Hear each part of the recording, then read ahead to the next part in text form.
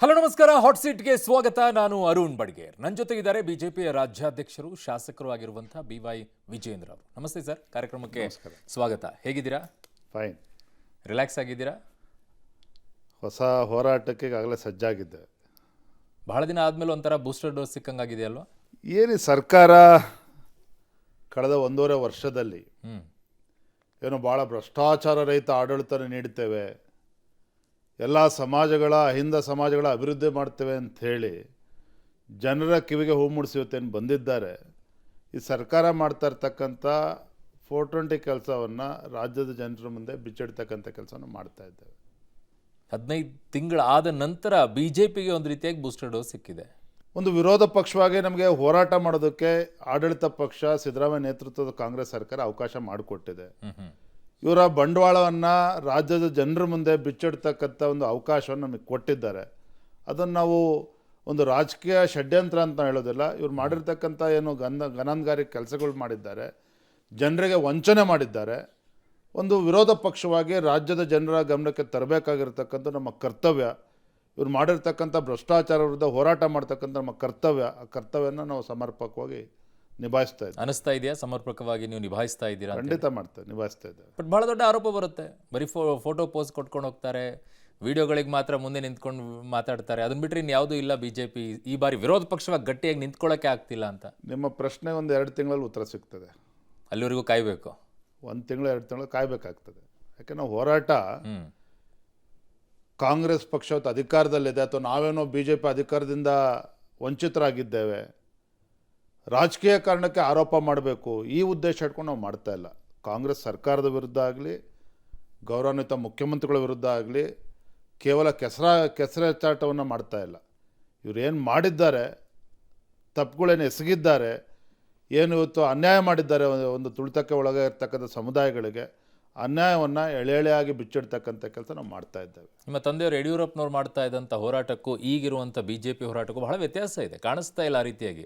ಎಲ್ಲಿ ಕಾಣಿಸ್ಕೊಳ್ಳುತ್ತೋ ಅಲ್ಲಿ ಮಾತ್ರ ನಿಂತ್ಕೊಳ್ತಾರೆ, ಅದನ್ನು ಮಾತ್ರ ಫೋಟೋ ಇರುತ್ತೆ. ಅಷ್ಟನ್ನು ಬಿಟ್ಟರೆ ಇನ್ನು ಯಾವುದು ಕೂಡ ಆ ಗಟ್ಟಿಯಾದಂಥ ಹೋರಾಟ ಕಾಣಿಸ್ತಾ ಇಲ್ಲ ಅಂತ. ಪೂಜ್ಯ ತಂದೆಯವರು ಸನ್ಮಾನ್ಯ ಯಡಿಯೂರಪ್ಪನವರು ಈ ರಾಜ್ಯದಲ್ಲಿ ಸುದೀರ್ಘವಾಗಿ, ಅಂದರೆ ಹೋರಾಟದ ಮುಖೇನನೇ ಯಡಿಯೂರಪ್ಪನವರು ತಮ್ಮ ನಾಯಕತ್ವವನ್ನು ರಾಜ್ಯದ ಜನ ಗುರುತಿಸಿರ್ತಕ್ಕಂಥವ್ರು. ಯಡಿಯೂರಪ್ಪನವ್ರನ್ನ ರಾಜ್ಯದ ಜನ ಒಬ್ಬ ಹೋರಾಟಗಾರ ಅಂತ ಹೇಳಿದ್ರೆ ಸಹಜವಾಗಿಯೇ ಯಡಿಯೂರಪ್ಪನವ್ರು ನೆನಪಾಗ್ತಾರೆ. ಒಬ್ಬ ರೈತ ನಾಯಕ ಅಂತ ಹೇಳಿದ್ರೆ ಸಹಜವಾಗೇ ಯಡಿಯೂರಪ್ಪನವ್ರು ನೆನಪಾಗ್ತಾರೆ. ಒಪ್ಕೊಳ್ತೇನೆ ನಾನು. ತಂದೆಯವ್ರ ಕಾಲದಲ್ಲಿ ಯಡಿಯೂರಪ್ಪನವರು, ಅನಂತಕುಮಾರ್ಜಿಯವರು, VS ಆಚಾರ್ಯ ಅವರು, ಅನೇಕ ಹಿರಿಯರು ಅವತ್ತು BJP ಅಥವಾ ಯಡಿಯೂರಪ್ಪನವರು ಅಂತೇಳಿ ಹೋರಾಟ ಅಂತೇಳಿ ಜನ ನೆನಪು ಮಾಡ್ಕೊಳ್ತಾರೆ. ನಮ್ಮಲ್ಲಿ ಇವತ್ತು ಸ್ವಲ್ಪ ಹಾರಾಟ ಜಾಸ್ತಿ ಆಗಿದೆ. ಅದನ್ನು ತಿತ್ತಕ್ಕಂಥ ಕೆಲಸನ ರಾಜ್ಯದ ಅಧ್ಯಕ್ಷನಾಗಿ ಮಾಡ್ತಾ ಇದ್ದೇನೆ. ಲೋಕಸಭೆಯ ಚುನಾವಣೆ ಆದ ನಂತರ ದೋಸ್ತಿಗೆ ಶಕ್ತಿ ಸಿಕ್ಕಿದ್ದಕ್ಕೇ BJPಗೂ ಈ ಶಕ್ತಿ ಸಿಕ್ತು ಅಂತಾನ? BJP ಲೋಕಸಭಾ ಚುನಾವಣೆ ಹೊಂದಾಣಿಕೆಯಿಂದ BJPಗೂ ಕೂಡ ಅನುಕೂಲ ಆಗಿದೆ, ಅದಕ್ಕಿಂತ ಹೆಚ್ಚು JDS ಪಕ್ಷಕ್ಕೂ ಕೂಡ ಅನುಕೂಲ ಆಗಿದೆ. ಅದರಲ್ಲಿ ನಮಗೇನು ಅಭ್ಯಂತರ ಏನಿಲ್ಲ. ಯಾಕೆಂದರೆ ಕೇಂದ್ರದ ವರಿಷ್ಠರು ತೀರ್ಮಾನ ಮಾಡಿರ್ತಕ್ಕಂಥದ್ದು ಸಂತೋಷ, ಒಪ್ಕೊಂಡಿದ್ದೇವೆ, ಒಟ್ಟಿಗೆ ಹೋರಾಟವನ್ನು ಮಾಡಿದ್ದೇವೆ, ಚುನಾವಣೆಯನ್ನು ಕೂಡ ಯಶಸ್ಸನ್ನು ಗಳಿಸಿದ್ದೇವೆ, ಮುಂದಿನ ದಿನಗಳು ಕೂಡ ತೆಗೆದುಕೊಂಡು ಹೋಗ್ತಕ್ಕಂಥ ಕೆಲಸ ಮಾಡ್ತಾ ಇದ್ದೇವೆ. ಬಟ್ ಅನ್ಸಲ್ವಾ ವಿಜೇಂದ್ರ ಅವರೇ, ಪಕ್ಷದ ಸಂಘಟನೆಗೂ ಮತ್ತು ಸರ್ಕಾರದ ವಿರುದ್ಧ ಪ್ರತಿಭಟನೆಗೂ ಎರಡರಲ್ಲೂ ಕೂಡ ಹಿನ್ನಡೆಯನ್ನು ಅನುಭವಿಸಿದ್ರಿ ಅಂತ ಹೇಳಿ? ಯಾಕೆ ತಮ್ಗೆ ಯಾಕೆ ಅನಿಸುತ್ತೆ? ಲೋಕಸಭೆಯ ಮುಂಚೆ ಇದ್ದಂಥ BJPಯ ಹೋರಾಟಕ್ಕೂ ಕೂಡ ದೋಸ್ತಿ ಆದ ನಂತರ ಇರುವಂಥ ಹೋರಾಟಕ್ಕೂ ಬಹಳ ವ್ಯತ್ಯಾಸ ಕಾಣಿಸ್ತಾ ಇದೆ. ಅದಕ್ಕೆ ನೋಡಿ, ನಾನು ರಾಜ್ಯದ ಅಧ್ಯಕ್ಷ, ಲೋಕಸಭಾ ಚುನಾವಣೆ 4 ತಿಂಗಳಿಗೆ ನಂಗೆ ರಾಷ್ಟ್ರೀಯ ನಾಯಕರು ನಂಗೆ ಜವಾಬ್ದಾರಿನ ಕೊಟ್ಟಿದ್ದಾರೆ. ಲೋಕಸಭಾ ಚುನಾವಣೆ ನಮ್ಮೆಲ್ಲ ಪಕ್ಷದ ಮುಖಂಡರು, ಎಲ್ಲ ಹಿರಿಯರು, ಕಾರ್ಯಕರ್ತರು ಎಲ್ಲರನ್ನೂ ಕೂಡ ಒಗ್ಗೂಡಿಸ್ಕೊಂಡು ತೆಗೆದುಕೊಂಡು ಹೋಗ್ತಕ್ಕಂಥ ಕೆಲಸ ಮಾಡಿದ್ದೇನೆ. ಫಲಿತಾಂಶವೂ ಕೂಡ ಉತ್ತಮವಾಗಿ ಬಂದಿದೆ. ಇದು ಒಂದು ಭಾಗ. ಇದು ಹೋರಾಟ. ಯಾಕೆಂತ ಹೇಳಿದರೆ ಇವತ್ತು ತಾವು ಹೇಳಿದಾಗ ಆಡಳಿತ ಪಕ್ಷ ಇವತ್ತು ಅವರು ಎಡುವುದಾಗ ಈಗ ಹೋರಾಟವನ್ನು ತೆಗೆದುಕೊಳ್ತಕ್ಕಂಥದ್ದು ಒಂದು ಸಹಜ ಕ್ರಿಯೆ. ಇವತ್ತು ವಿರೋಧ ಪಕ್ಷವಾಗಿ ನಮ್ಮ ಕರ್ತವ್ಯನ ನಿಭಾಯಿಸಬೇಕಾಗಿದೆ. ಹಾಗಾಗಿ ಹೋರಾಟ ಇನ್ನೂ ಎಫೆಕ್ಟಿವ್ ಆಗಿ ಮಾಡಬೇಕು. ಇನ್ನೂ ಕೂಡ ಯಾಕೆಂತ ಹೇಳಿದರೆ ನಾನು ಆಗಲೇ ಹೇಳಿದ್ನಲ್ಲ, ಯಾರಿಗೂ ಕೆಸರೆಚ್ಚಾಟ ಮಾಡ್ತಕ್ಕಂಥ ಹೋರಾಟ ಅಲ್ಲ. ಇದು ಪ್ರಾಮಾಣಿಕವಾಗಿ ಈ ನಾಡಿನಲ್ಲಿರ್ತಕ್ಕಂಥ ಬಡವರು, ಪರಿಷ್ಠ ಜಾತಿ ಪರಿಷ್ಠ ಪಂಗಡದ ವರ್ಗದವ್ರಿಗೆ ಏನು ಈ ಸರ್ಕಾರ ಹಿಂದುಳಿದವ್ರಿಗೆ ಅನ್ಯಾಯ ಮಾಡಿದೆ, ಅದನ್ನು ಒಂದು ತಾರ್ಕಿಕ ಹಂತಕ್ಕೆ ತೆಗೆದುಕೊಂಡು ಹೋಗಬೇಕು. ಇವ್ರು ಮಾಡಿರ್ತಕ್ಕಂಥ ಬಂಡವಾಳವನ್ನು ಬಿಚ್ಚಿಡ್ತಕ್ಕಂಥ ಕೆಲಸ. ಕಾಂಗ್ರೆಸ್ನವ್ರು ಊಟ ತಟ್ಟೆಯಲ್ಲಿ ಇಟ್ಬಿಟ್ಟು ನಿಮ್ಮ ಹತ್ರ ಕೊಟ್ಟರು ಕೂಡ ಊಟ ಮಾಡೋಕ್ಕಾಗ್ತಿಲ್ಲ BJPಗೆ ಅನ್ನೋದು. ದೋಸ್ತಿಗಳಿಗೆ ಊಟ ಮಾಡೋಕ್ಕೆ ಆಗ್ತಾ ಇಲ್ಲ. ಸುಮ್ಮನೆ ಅದನ್ನು ತಿನ್ನಲ್ಲ, ಇದನ್ನು ತಿನ್ನಲ್ಲ, ಅದನ್ನು ತಿನ್ನಲ್ಲ, ಇದನ್ನು ಯೋಚನೆ ಮಾಡೋದೇ ಆಗೋಯ್ತು ಅಂತ. ಪ್ರಶ್ನೆನೆಲ್ಲರೇ ಕಳೆದ 1.5 ತಿಂಗಳಿಂದ ನಮ್ಮ ಚಟುವಟಿಕೆಗಳನ್ನು ನೀವು ಗಮನಿಸಿ. ರಾಜ್ಯದಲ್ಲಿನ ನಮ್ಮ ಯಾವುದೇ ಒಬ್ಬ ಭಾರತೀಯ ಜನತಾ ಪಾರ್ಟಿ ಕಾರ್ಯಕರ್ತ ಒಂದು ದಿನ ಸುಮ್ಮನೆ ಕೂತಿಲ್ಲ. ಅದು ಬೆಲೆ ಏರಿಕೆ ವಿಚಾರ ಇರ್ಬೋದು, ತದನಂತರದಲ್ಲಿ ಹೈನುಗಾರಿಕೆಗೆ ಬೆಂಬಲ ಬೆಲೆಯನ್ನು ಕೊಡಬೇಕು ಅಂತೇಳಿ ಯಡಿಯೂರಪ್ಪನವ್ರು ಮುಖ್ಯಮಂತ್ರಿ ಇದ್ದಾಗ BJP ಸರ್ಕಾರ ಇದ್ದಾಗ ಘೋಷಣೆ ಮಾಡಿದರು. ಈ ಪುಣ್ಯಾತ್ಮರು ಸಿದ್ದರಾಮಯ್ಯ ಸರ್ಕಾರ ಕಾಂಗ್ರೆಸ್ ಸರ್ಕಾರ ಬಂದ ಮೇಲೆ 1,400 ಕೋಟಿ ಏನು ಬಡವ್ರ ಬಗ್ಗೆ ರೈತರ ಬಗ್ಗೆ ಮಾತನಾಡ್ತಾರಲ್ಲ, ಇವತ್ತು 1,000ಕ್ಕೂ 1,400 ಕೋಟಿ ಹೈನುಗಾರಿಕೆಗೆ ಏನು ಬೆಂಬಲವನ್ನು ಬೆಲೆನ ಪ್ರೋತ್ಸಾಹಧನವನ್ನು ಕೊಡಬೇಕಿತ್ತು.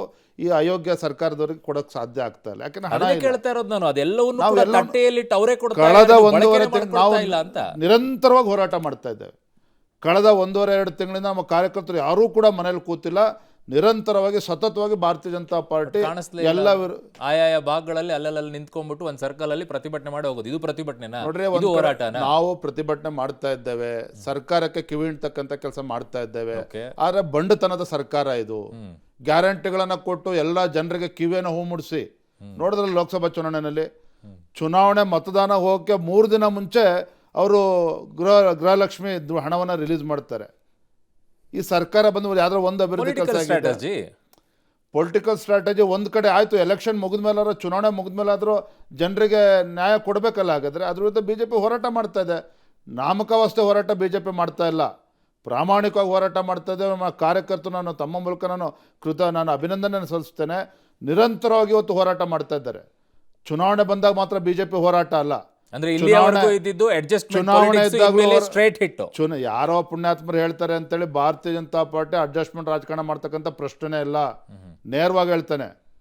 ಇವತ್ತು ಹಗಲು ರಾತ್ರಿ ನಮ್ಮ ಕಾರ್ಯಕರ್ತರು ಶ್ರಮವನ್ನು ಹಾಕ್ತಾ ಇದ್ದಾರೆ. ಯಾವನಾರ ಆ ಹೇಳಿಕೆಯನ್ನು ಕೊಡ್ತಾರೆ ಅಂದ್ರೆ ಕಾರ್ಯಕರ್ತರು ಮಾಡ್ತಕ್ಕಂಥ ಅವಮಾನ ಇದು. ಕಾರ್ಯಕರ್ತರು ಮಾಡ್ತಕ್ಕಂಥ ಅವಮಾನ.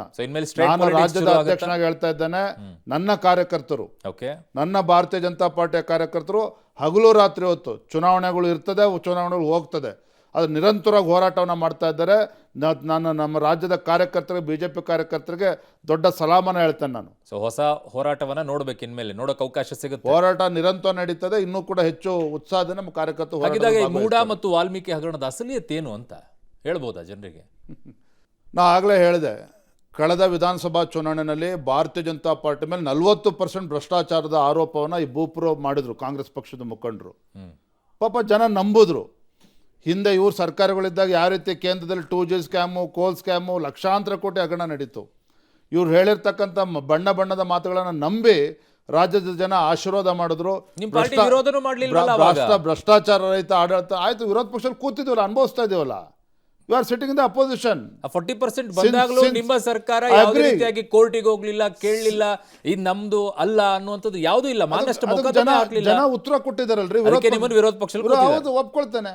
ಒಳ್ಳೆ ಉತ್ತಮ ಕೆಲಸ ಮಾಡಿ ಜನಪರ ಕೆಲಸ ಕಾರ್ಯಗಳನ್ನು ಮಾಡಿದ್ರು ಸಹ, since we could not defend our selves properly, ರಾಜ್ಯದ ಜನರ ಮುಂದೆ ಇವತ್ತೇನೋ ಕಾಂಗ್ರೆಸ್ ಪಕ್ಷದವರು ನಮ್ಮ ಮೇಲೆ ಆರೋಪ ಮಾಡ್ತಾ ಇದ್ದಾರೆ. ಇವರು ಮೂರ್ಖರಿದ್ದಾರೆ, ಅಧಿಕಾರಕ್ಕೆ ಬರೋಕ್ಕೋಸ್ಕರ ಆರೋಪವನ್ನು ಮಾಡ್ತಾ ಇದ್ದಾರೆ. ಕರ್ನಾಟಕ ರಾಜ್ಯದಲ್ಲಿ ಅಧಿಕಾರಕ್ಕೆ ಬಂದು ಕಾಂಗ್ರೆಸ್ ಪಕ್ಷಕ್ಕೆ ಕೇಂದ್ರದ ವರಿಷ್ಠರಿಗೆ ATM ಆಗಿ ಪರಿವರ್ತನೆ ಮಾಡೋಕ್ಕೋಸ್ಕರ ನಮ್ಮ ಮೇಲೆ ಆರೋಪ ಮಾಡ್ತಾ ಇದ್ದಾರೆ. ಇನ್ನೂ ಸ್ಪಷ್ಟತೆ ನಾವು ಹೇಳಬೇಕಾಗಿತ್ತು, ಅದ್ರಲ್ಲಿ ವಿಫಲರಾಗಿದ್ದೆ, ಒಪ್ಕೊಳ್ತೇನೆ ನಾನು. ಹಾಗಿದ್ದಾಗ ಲೋಕಸಭೆಯಲ್ಲಿ 8 ಬರಬೇಕಾಗಿ ಬಂತಲ್ಲ, ಅವ್ರದ್ದು 8 ಬರಬಾರ್ದಾಗಿತ್ತು ನಿಮ್ಮ ಪ್ರಕಾರ ಹೇಳೋದಾದ್ರೆ. ಜನ ಅಷ್ಟು ತಿರಸ್ಕಾರ ಮಾಡೋದಾಗಿದ್ರೆ ಲೋಕಸಭೆಯಲ್ಲಿ 8 ಕೊಡಬಾರ್ದಾಗಿತ್ತು. ಸಿದ್ದರಾಮಯ್ಯನವರ ಸ್ಥಾನದಲ್ಲಿ ಇನ್ಯಾರು ಮುಖ್ಯಮಂತ್ರಿಗಳಾಗಿ ಕೂತಿದ್ದಿದ್ರೆ ಇವತ್ತು ಇಷ್ಟೆಲ್ಲ ಗ್ಯಾರಂಟಿಗಳು ಎಲ್ಲ ಕೊಟ್ಟರು ಕೂಡ ನಾವು 15-20 ಸೀಟ್ ಗೆಲ್ಲಿಲ್ಲ, ಮುಖ್ಯಮಂತ್ರಿ ಸ್ಥಾನಕ್ಕೆ ರಾಜೀನಾಮೆ ಕೊಡ್ತೇನೆ ಅಂತೇಳಿ ರಾಜೀನಾಮೆ ಕೊಡ್ತಾಯಿದ್ರು. ಆದರೆ ಪಾಪ ಸಿದ್ದರಾಮಯ್ಯನವರು ಮಾಡಲಿಲ್ಲ, ಅದು ಬೇರೆ ಪ್ರಶ್ನೆ. ಆದರೆ ಕಾಂಗ್ರೆಸ್ ಪಕ್ಷ ಸಿದ್ದರಾಮಯ್ಯನವರಾಗಲಿ DK ಶಿವಕುಮಾರ್ ಆಗಲಿ 18-20 ಸ್ಥಾನಗಳನ್ನು ಗೆಲ್ತೀವಿ ಅಂತ ಅಂದ್ಕೊಂಡಿದ್ರು. ಏನಾಯಿತು? ಏನಾಯಿತು?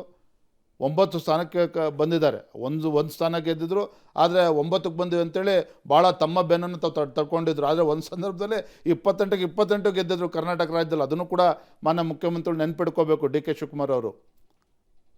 ಹಾಗಾಗಿ ಇವ್ರು ಏನು ಇವತ್ತು ಭ್ರಷ್ಟಾಚಾರ ರಹಿತ ಆಡಳಿತನ ಕೊಡ್ತೇವೆ ಅಂತ ಹೇಳ್ತಿದ್ರು. ವಾಲ್ಮೀಕಿ ಅಭಿವೃದ್ಧಿ ನಿಗಮ, coming back to our question, Valmiki ಅಭಿವೃದ್ಧಿ ನಿಗಮ ಇವತ್ತು ಪರಿಶಿಷ್ಟ ಪಂಗಡಕ್ಕೆ ಮೀಸಲಿಟ್ಟಿರ್ತಕ್ಕಂಥ ಹಣವನ್ನು, ನೇರವಾಗಿ ಹೇಳ್ತೇನೆ, 187 ಕೋಟಿ ಹಣವನ್ನು ಲೂಟಿ ಮಾಡಿದ್ದಾರೆ. ಕಾಂಗ್ರೆಸ್ ಸರ್ಕಾರದವ್ರು ದೋಚಿದ್ದಾರೆ. ಇವತ್ತು ಲೋಕಸಭಾ ಚುನಾವಣೆಯಲ್ಲಿ ಹೆಂಡ ಖರೀದಿ ಮಾಡಿದ್ದಾರೆ, ಲೋಕಸಭಾ ಚುನಾವಣೆಯಲ್ಲಿ ಖರ್ಚು ಹಣವನ್ನು ದುರ್ಬಳಕೆ ಮಾಡ್ಕೊಂಡಿದ್ದಾರೆ. ಇವತ್ತು ಎನ್ಫೋರ್ಸ್ಮೆಂಟ್ ಡೈರೆಕ್ಟರೇಟ್ ಕೂಡ ತನ್ನ ಪ್ರೆಸ್ ನೋಟಲ್ಲಿ ಇವತ್ತು ರಿಲೀಸ್ ಮಾಡಿದ್ದಾರೆ. ಇವ್ರು ಏನು ಬೇಕಾದ್ರೂ ಆರೋಪಗಳು ಮಾಡ್ಬೋದು ಯಾರ ಮೇಲೆ ಆದರೂ. ಇಡಿ ದುರುಪಯೋಗ ಮಾಡ್ಕೊಳ್ತಾ ಇದೆ ಅಂತ ಹೇಳ್ತಾ ಇದ್ದಾರೆ. ಮೊದಲನೇದು ಮುಖ್ಯಮಂತ್ರಿ ದುರುಪಯೋಗದ ಬಗ್ಗೆ ಆಮೇಲೆ ಮಾತನಾಡ್ತೇನೆ. ಸ್ವತಃ ಮುಖ್ಯಮಂತ್ರಿಗಳು ಸದನದ ಒಳಗಡೆ on the floor of the house chief minister of Karnataka ಮಾನ್ಯ ಸಿದ್ದರಾಮಯ್ಯವರು ಒಪ್ಕೊಂಡಿದ್ದಾರೆ. ವಾಲ್ಮೀಕಿ ಅಭಿವೃದ್ಧಿ ನಿಗಮದಲ್ಲಿ ಹಗರಣ ಆಗಿದೆ. ಯಾವಾಗ ಚಂದ್ರಶೇಖರ್ ಆತ್ಮಹತ್ಯೆ ಮಾಡ್ಕೊಂಡಿದ್ರು ಹಗರಣನೇ ಆಗಿಲ್ಲ ಅಂತ ಹೇಳಿದ್ರು ಮುಖ್ಯಮಂತ್ರಿಗಳು. ಡೆತ್ ನೋಟ್ ನೋಡಿದ್ರು ಸಹ ಹಗರಣ ಆಗಿಲ್ಲ ಅಂತ ಹೇಳಿದರು. ಡೆತ್ ನೋಟಲ್ಲೇ ಸಚಿವರ ಹೆಸರನ್ನು ಬರೆದಿದ್ದಾನೆ ಪಾಪ ಪುಣ್ಯಾತ್ಮ ಚಂದ್ರಶೇಖರ್, ಆದರೂ ಕೂಡ ಒಪ್ಕೊಳ್ಳಿಲ್ಲ. ಯಾವ ಚಂದ್ರಶೇಖರ್ ಆತ್ಮಹತ್ಯೆ ಮಾಡಿಕೊಂಡ ನಂತರದಲ್ಲಿ ಮುಖ್ಯಮಂತ್ರಿಗಳು ಹಗರಣನೇ ಆಗಿಲ್ಲ ಅಂತ ಹೇಳಿದ್ರು. ಅದೇ ಮುಖ್ಯಮಂತ್ರಿ ಸಿದ್ದರಾಮಯ್ಯನವರು ಒಪ್ಕೊಂಡಿದ್ದಾರೆ ಹಗರಣ ಆಗಿದೆ ಅಂತೇಳಿ. ಒಪ್ಕೊಂಡಿದ್ದಾರೆ, ಪರಿಣಾಮ ನಾಗೇಂದ್ರ ಅವರು ರಾಜೀನಾಮೆ ಕೊಡಲೇಬೇಕಾಯಿತು. ಇವತ್ತು ಹೇಳ್ತಾರೆ ಸರ್ಕಾರಕ್ಕೂ ನಮಗೂ ಸಂಬಂಧ ಇಲ್ಲ ಅಂತೇಳಿ. ನ್ಯಾಯನ ಸ್ವಾಮಿ ಇದಾಗಾದ್ರೆ ಯಾವ ಮುಖ್ಯಮಂತ್ರಿಗಳು ಚೇರ್ಮನ್ ಇನ್ನು ರಾಜೀನಾಮೆ ಕೊಡದೇ ಇರುವಂತ ಪರಿಸ್ಥಿತಿಯಲ್ಲಿದೆ, ನೀವು ಅದರಲ್ಲಿ ವಿಫಲರಾಗ್ಲಿಲ್ವಾ? ಮುಖ್ಯಮಂತ್ರಿಗಳು ಇವತ್ತು ಹಗರಣ ಆಗಿದೆ ಅಂತ ಒಪ್ಕೊಳ್ತಾರೆ, ತನ್ನ ಸಚಿವರು ರಾಜೀನಾಮೆ ತೆಗೆದುಕೊಂಡಿದ್ದಾರೆ, ಸರ್ಕಾರಕ್ಕೂ ಸಂಬಂಧ ಇಲ್ಲ ಅಂತ ಹೇಳ್ತಾರೆ. ಒಪ್ಕೊಳ್ತಾರೆ, ಹಾಗಾದ್ರೆ ರಾಜ್ಯದ ಜನ ಒಪ್ಕೊಳ್ತಾರೆ ಇದನ್ನು? ಇವತ್ತು ಪರಿಶಿಷ್ಟ ಪಂಗಡಕ್ಕೆ ಮೀಸಲಿಟ್ಟಿರ್ತಕ್ಕಂಥ ಹಣವನ್ನು ಯಾವ ಅಹಿಂದ ಹೆಸರು ಹೇಳ್ಕೊಂಡು ರಾಜ್ಯದ ಚುಕ್ಕಾಣಿ ನಡೆದಿರ್ತಕ್ಕಂಥ ಕಾಂಗ್ರೆಸ್ ಪಕ್ಷ ಸಿದ್ದರಾಮಯ್ಯನವರು ಅಹಿಂದ ಸಮುದಾಯಕ್ಕೆ ಅನ್ಯಾಯ ಮಾಡಿದ್ದಾರೆ, ಮೋಸ ಮಾಡಿದ್ದಾರೆ. ವಾಲ್ಮೀಕಿ ಅಭಿವೃದ್ಧಿ ನಿಗಮದಲ್ಲಿ 187 ಕೋಟಿ ತೆಲಂಗಾಣ ರಾಜ್ಯಕ್ಕೆ ವರ್ಗಾವಣೆ ಮಾಡಿ, ಯಾವ ಕಂಪ್ನಿಗಳು ಹೆಸರುಗಳು ಅಸ್ತಿತ್ವನೇ ಇರಲಿಲ್ಲ ಕಂಪ್ನಿಗಳು, ಆ ಕಂಪ್ನಿಗಳ ಹೆಸರಿನಲ್ಲಿ ಕೋಆಪರೇಟಿವ್ ಬ್ಯಾಂಕಲ್ಲಿ ಅಕೌಂಟ್ ಖಾತೆನ ತೆರೆದು 100 ಕೋಟಿ ಹಣವನ್ನು ವರ್ಗಾವಣೆ ಮಾಡಿ, ಆ ವರ್ಗಾವಣೆ ಆಗಿರ್ತಕ್ಕಂಥ ಹಣವನ್ನು 100 ಜನರಿಗೆ ಅಕೌಂಟನ್ನು ಓಪನ್ ಮಾಡಿಸಿ ಅಕೌಂಟಿಗೆ ಟ್ರಾನ್ಸ್ಫರ್ ಮಾಡಿ ಅಲ್ಲಿ ಡ್ರಾ ಮಾಡಿ ಇವತ್ತು ಲೋಕಸಭಾ ಚುನಾವಣೆಗೆ ಉಪಯೋಗಿಸ್ಕೊಂಡಿದ್ದಾರೆ, ದುರ್ಬಳಕೆ ಮಾಡ್ಕೊಂಡಿದ್ದಾರೆ.